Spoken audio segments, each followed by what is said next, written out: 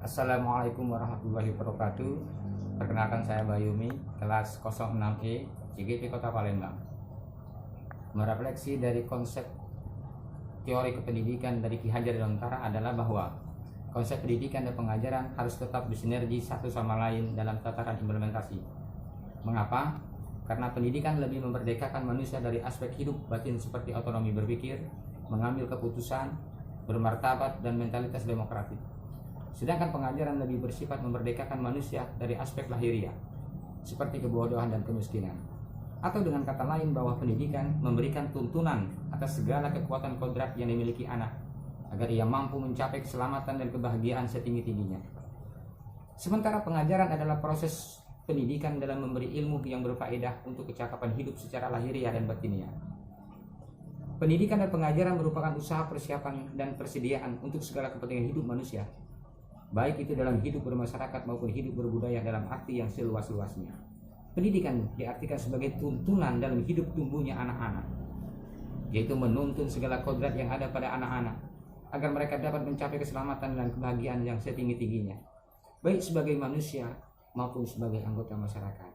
Kata kuncinya adalah bahwa pengajaran bagian dari pendidikan. Apakah konsep pemikiran ini bisa diterapkan? Bisa. Agar konsep pemikiran Ki Hajar Dewantara ini dapat diterapkan maksimal dalam proses pembelajaran, tempatkan anak-anak sebagai subjek pembelajar. Beri ruang mereka untuk mengekspresikan kreativitas agar bisa mandiri, merdekakan mereka dalam ruang-ruang belajar, tanamkan pendidikan karakter, dan jalin hubungan baik dengan orang tua. Apakah hal ini bisa terwujud? Bisa, mengapa tidak? Untuk mewujudkan cita-cita Ki Hajar Dewantara dalam ruang-ruang kelas, letakkan konsep kodrat alat dan kodrat zaman dalam proses belajar. Karena tidak semua anak sama dalam menerima dan memahami materi yang diberikan. Kolaborasikan media dengan kondisi zamannya anak. Beri kebebasan mereka dalam mengekspresikan ide dan gagasan, dan jadikan anak sebagai subjek pembelajar. Mengapa hal tersebut bisa saya sampaikan? Karena saya telah mencoba menerapkan konsep ini dalam pembelajaran dalam konteks implementasi di kelas.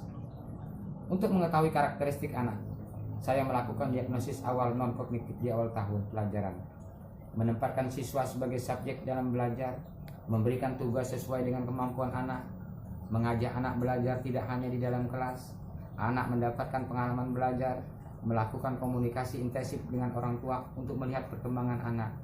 Dan intinya adalah, semua kita adalah guru dan murid, semua tempat adalah sekolah, dan semua waktu adalah pelajaran.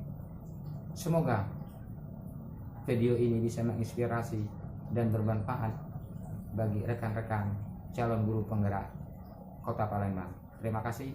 Wassalamualaikum warahmatullahi wabarakatuh.